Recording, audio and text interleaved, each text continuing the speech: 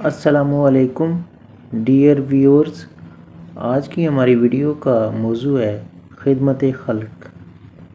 Professor Ashfaq مرحوم ایک مشہور ڈرامہ نگار اور کئی کتابوں کے مصنف تھے۔ اللہ پاک ان کو غریق رحمت کرے۔ ان کا پروگرام زاویہ ایک بڑے ڈیفرنٹ اینگل کا پروگرام تھا۔ اس پروگرام میں انہوں نے اپنا ایک قصہ بیان کیا جو کچھ یوں تھا۔ وہ بتاتے ہیں کہ مجھے کہیں جانا تھا تو میں نے ایک رکشہ والے سے بات کی تو اس نے مناسب کرائے سے کافی زیادہ پیسے مانگے۔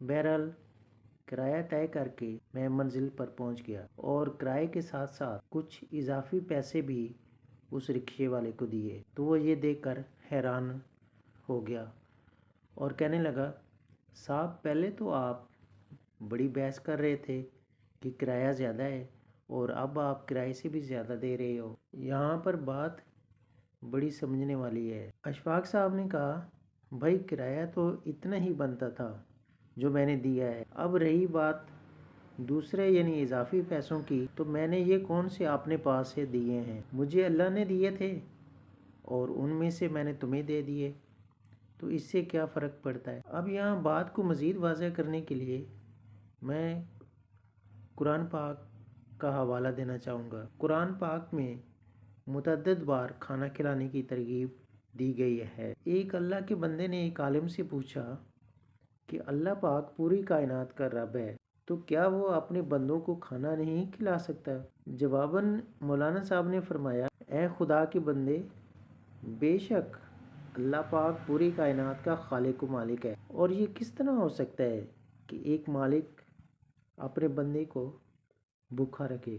دراصل اس میں سمجھنے یا سمجھانے والی بات یہ ہے، اللہ تعالیٰ اپنے بندوں کو مختلف مواقع فراہم کرنا چاہتا ہے کہ وہ زیادہ سے زیادہ نیکی کے کام کریں، لوگوں کی مدد کریں، ان میں چاہے چرند پرند ہوں ان کو کھانا کھلائیں اور ان کی ہر طرح سے ان کا خیال رکھیں، اور جہاں جہاں ان کو ضرورت ہو ان کی مدد کریں۔ لہٰذا بندوں کو چاہیے کہ اس سے فائدہ اٹھائیں۔ پھر آپ نے اپنی اسکول بکس میں پڑھا ہوگا ایک واقعہ جو ابو بن ادم سے متعلق ہے۔ وہ بیان کرتے ہیں کہ میں ایک رات سو رہا تھا کہ اچانک کمرے میں بہت سی روشنی پھیل گئی جس کی وجہ سے میری آنکھ کھل گئی، اور کیا دیکھتا ہوں، ایک آدمی ہاتھ میں قلم اور کاغذ لیے کھڑا ہے۔ میرے پوچھنے پر اس نے بتایا کہ میں اللہ کا ایک فرشتہ ہوں اور میری ڈیوٹی یہ لگائی گئی ہے کہ میں ان لوگوں کے نام لکھوں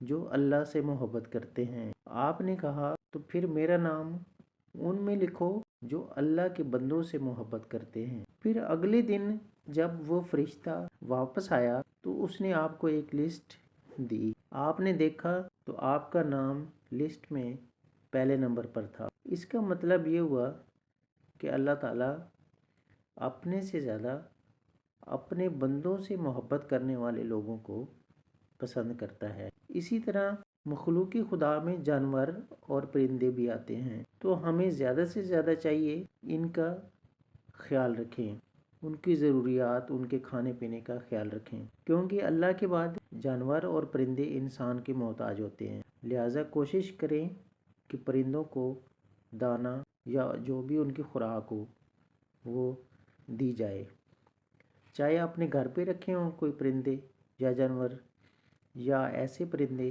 جو کہ جن کا کوئی ان کے گھر بار نہ ہو، مختلف جو عمارتوں پہ رہتے ہیں یا اور ایسی جگہوں پہ، تو ان کو بھی جیسے اکثر دیکھا گیا ہے کہ لوگ سڑک پر دانہ ڈالتے ہیں، مختلف پارکوں میں اور کئی جگہوں پر دانہ ڈالتے ہیں اور پانی بھی فراہم کرتے ہیں، تو ہمیں چاہیے کہ کسی برتن میں پانی بھی ڈال کر رکھ دیں تاکہ وہ پرندے اور جانور اپنی پیاس بجھا سکیں۔ تو اس طرح میں آپ کو گارنٹی سے کہتا ہوں کہ آپ کا یہ عمل اللہ تعالیٰ کو بہت پسند آئے گا اور آپ کا شمار اللہ کے پسندیدہ بندوں میں ہوگا انشاءاللہ۔